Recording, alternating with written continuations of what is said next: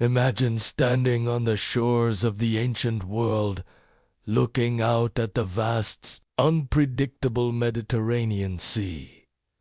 For centuries, sailors navigated by the stars, the sun, and familiar coastlines. But what happened when storms rolled in, when the night was moonless, or when thick fog descended? For many, it meant disaster. Ships laden with precious cargo, and even more, precious lives, were often dashed against hidden rocks or lost completely in a disorienting haze. This was the reality for sailors approaching one of the busiest, most magnificent ports of the ancient world, Alexandria in Egypt. But then something changed. A new star appeared on the horizon, one that wasn't in the heavens. It was a man-made star, a brilliant flame burning atop a colossal tower, piercing through the darkest nights and the thickest fog. This wasn't just any beacon. This was the Lighthouse of Pharos, one of the 7 wonders of the ancient world. For over 1,000 years, its light was a symbol of hope, a promise of safety, and a testament to human ingenuity. Today, we're going to journey back in time to rediscover the story of this incredible structure, its rise, its long life, and its eventual tragic fall. Our story begins in the 4th century BCE with one of history's most famous figures, Alexander the Great. After conquering Egypt, he founded a new city on the coast in 332 BCE. He named it, of course, Alexandria. Alexander had a vision for a grand metropolis, a center of trade, culture, and learning that would connect the Greek world with the riches of the East.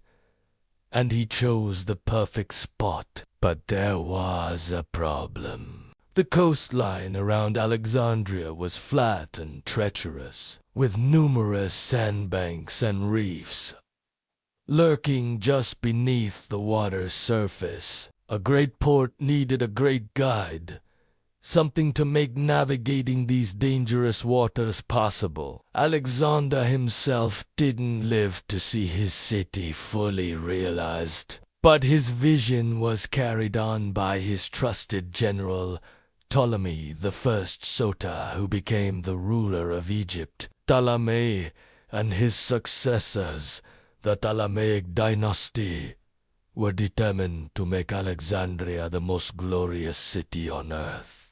They built the legendary Library of Alexandria, the Museum, and turned the city into an intellectual powerhouse. And to secure its economic might, they needed to solve the navigation problem. The solution came from Ptolemy's son, Ptolemy II, Philadelphus, around 280 BCE. He commissioned the construction of a monumental lighthouse on the small island of Pharos, which was connected to the mainland by a man-made causeway. The project was entrusted to a brilliant Greek architect and engineer named Sostratus of Cnidus. The scale of this undertaking was simply staggering for the time. Think about it. Without modern cranes, power tools, or reinforced concrete, they were about to build what would be one of the tallest man-made structures in the world for centuries to come. The Lighthouse of Pharos wasn't built overnight. It's believed to have taken around 12 years to complete, at a cost that was truly astronomical, an estimated 800 talents of silver. To put that in perspective, that was a significant fraction of the entire kingdom's annual revenue. It was a statement. This wasn't just a functional building. It was a symbol of the wealth, power, and technological prowess of Ptolemaic Egypt. So, what did it actually look like? While the lighthouse is long gone, we have descriptions from ancient writers like Strabo and Pliny the Elder, as well as depictions on Roman coins and later Arab accounts. Piecing these clues together, historians and archaeologists have created a picture of a truly majestic tower. It stood on a massive stone platform and was constructed in 3 distinct tiers. The lowest section was a huge, square base, about 100 feet high. It was said to be filled with countless rooms for the workers and soldiers who manned the lighthouse, as well as ramps for hauling fuel and supplies up to the top. This wasn't just a tower.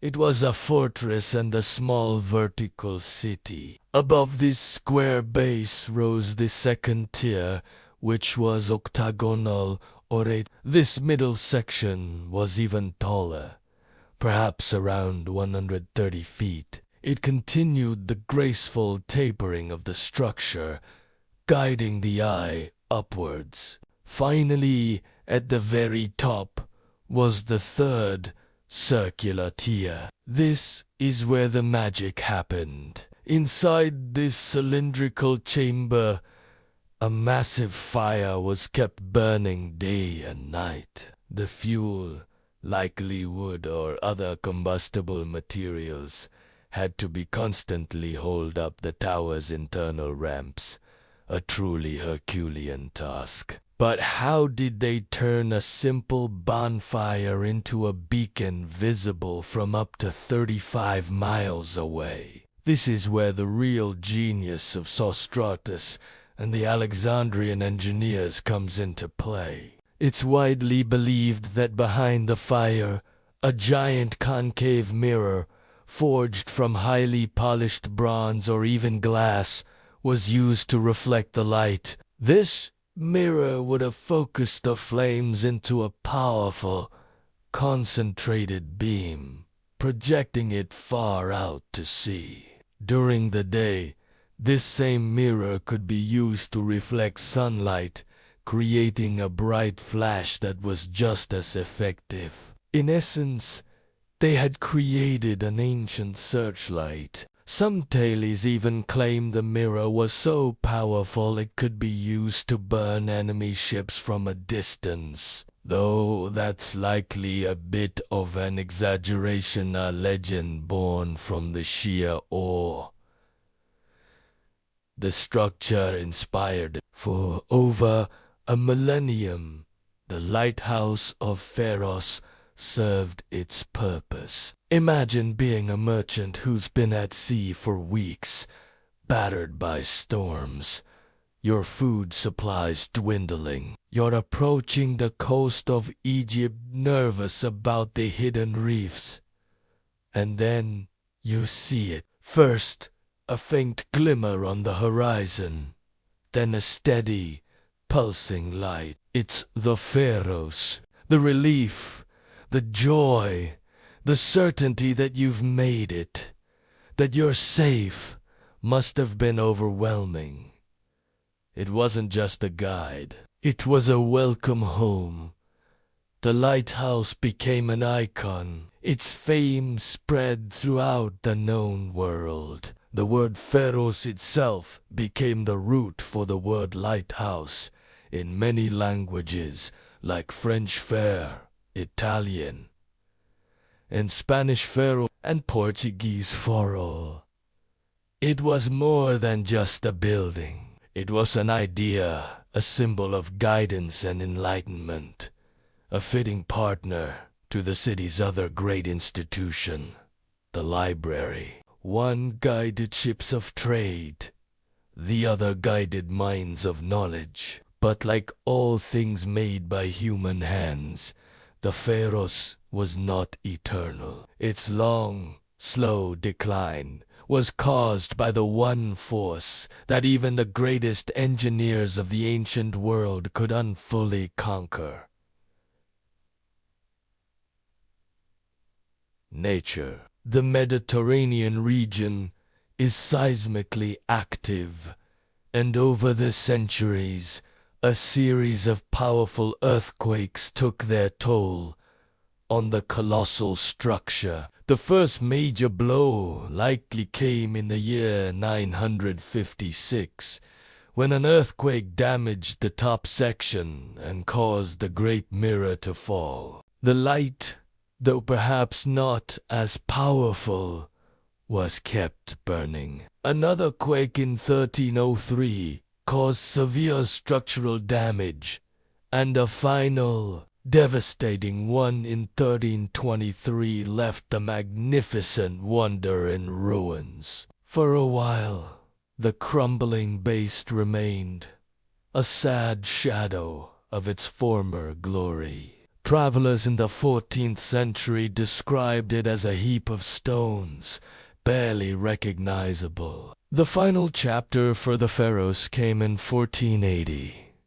The then Sultan of Egypt, Keba, decided to fortify Alexandria's harbor against potential invaders. He used the fallen stones and the remaining foundation of the once great lighthouse to build a defensive fort in its place. The citadel of Keba still stands on that spot today, a beautiful and historic structure in its own right, built literally from the bones of a wonder of the world. The flame that had guided sailors for over 1,500 years was finally and forever extinguished. But is the story truly over? Not quite. In 1994, a team of underwater archaeologists, led by Genevieve Impure, began exploring the seafloor in Alexandria's eastern harbor, right next to the citadel of Cape, and what they found was breathtaking. Thousands of massive stone blocks, columns, and even colossal statues, including some thought to be of Ptolemy II and his queen, were lying on the seabed. They had been toppled into the harbor by the same earthquakes that destroyed the lighthouse. These were the very stones of the Pharaoh. Today, these underwater ruins are a protected site, a submerged museum. There are plans and dreams of one day raising some of these artifacts, or even creating an underwater museum for divers to visit, allowing us to come face to face